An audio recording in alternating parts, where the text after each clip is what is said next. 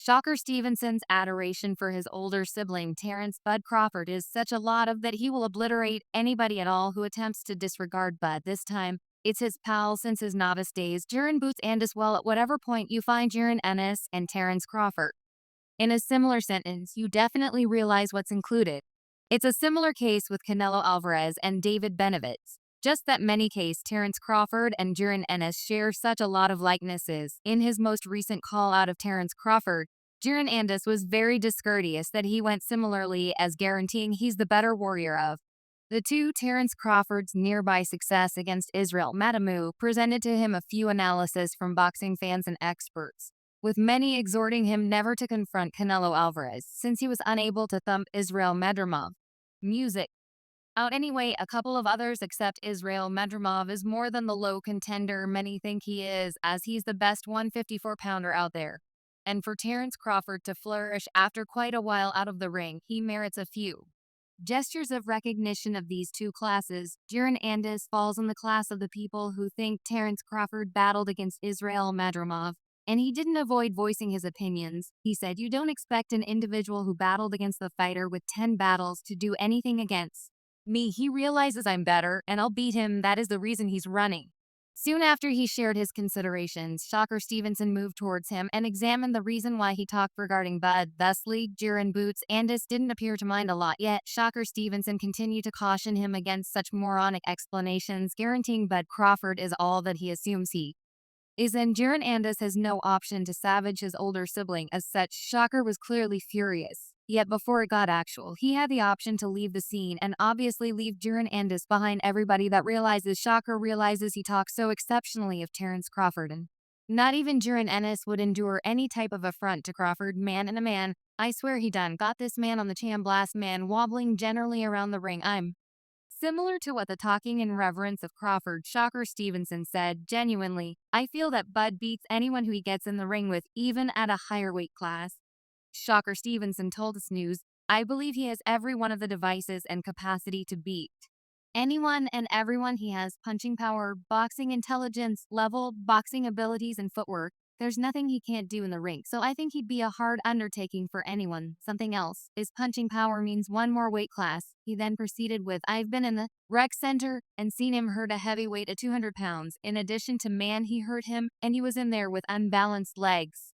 I resembled, damn, this person can punch that hard, yet it's like as sincerely a Bud is major areas of strength for extremely part of individuals don't understand areas of strength or how is as a warrior." Concerning Crawford and Jaron Ennis, the quarrel between them started when Terrence Crawford was tied in with battling Errol Spence, despite the fact that Terrence Crawford being the victor of the undisputed welterweight title battle against Errol Spence Jr. without a doubt turned into the big cheese at 147 pounds, and he was supposed to defeat one more test to his matchless quality from Jaron Boots Ennis. I generally said Boots was an extraordinary ability.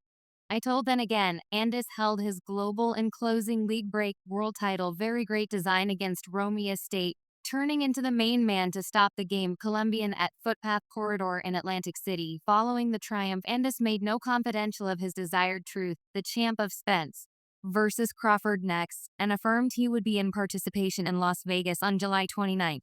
What's more, when gotten some information about the possibility of future confrontation with Boots, Crawford was loaded with acclaim for the 26-year-old and guaranteed him his opportunity will come.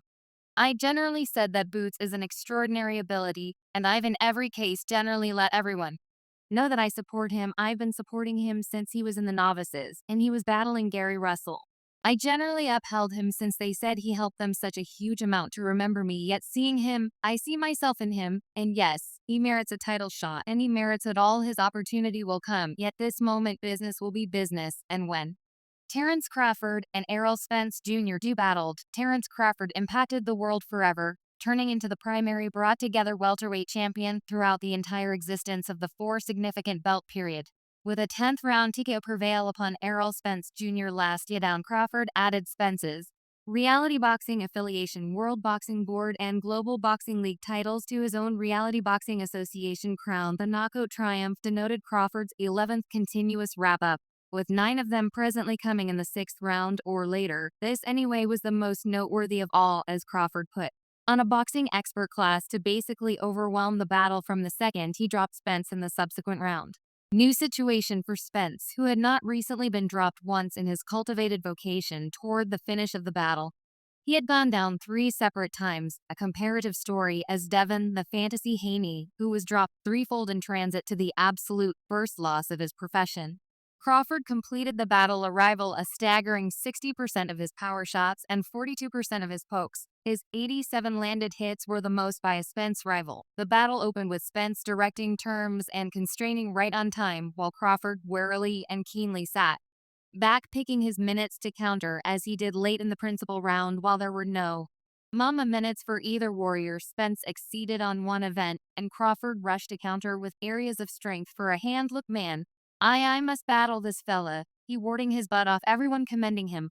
That is a man I want to battle perhaps after the rematch. It was only a brief look at the sort of chess coordinate that was normal in the early adjust, with Crawford known as a greater amount of a purposeful sluggish starter, and Spence likelier to attempt to establish the rhythm. Spence had the option to do simply that, some more in the second, with a blend of his development, predictable hit, and tenacious strain, creating some issues. In every case generally said a Boots was an extraordinary ability.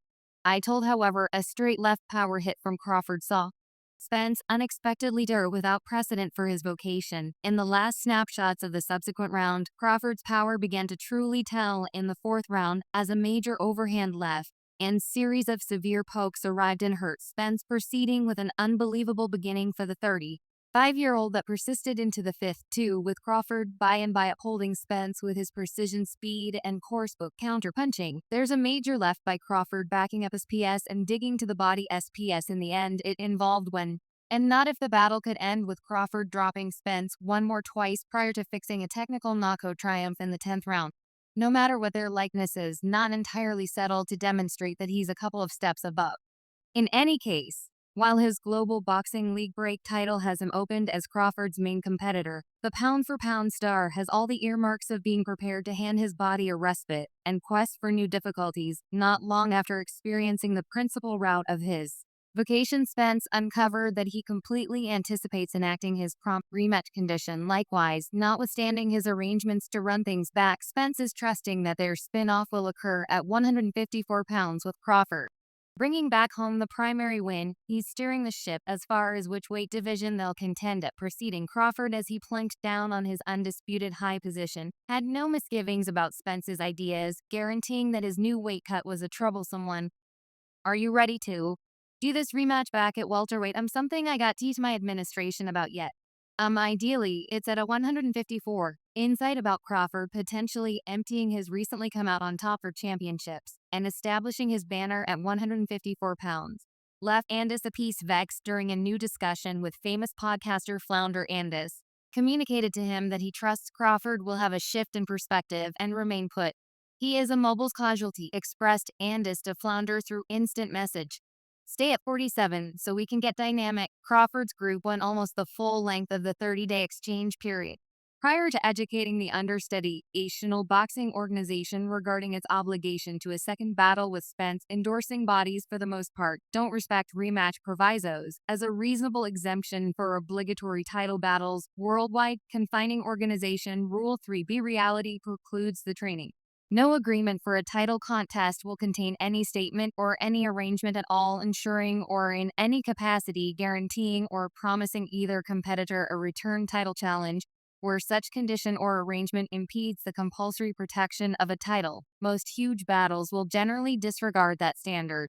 Crawford Spence falling solidly into that class. It was a gamble that Crawford was able to take to get a profession characterizing triumph and a groundbreaking sound 8-figure payday to oblige it. Be in light of the previous, the IBUF has removed acknowledgement of Terence Crawford as the IBUF welterweight title holder, affirmed the IBUF, and has guaranteed the break IBUF title in a 12-round consistent choice triumph over Karen Chadin on January 7th in Washington, D.C. The IBUF consented to endorse the battle under such terms, given that Ennis, as the obligatory challenger at the time, didn't have a way to quickly challenge for the title. Spence was requested at an opportunity to next confront WBC required challenger Keith Thurman. The authorizing bodies are bound to a rotational framework for bound together titlets, which left the WBA and IBUF in pausing.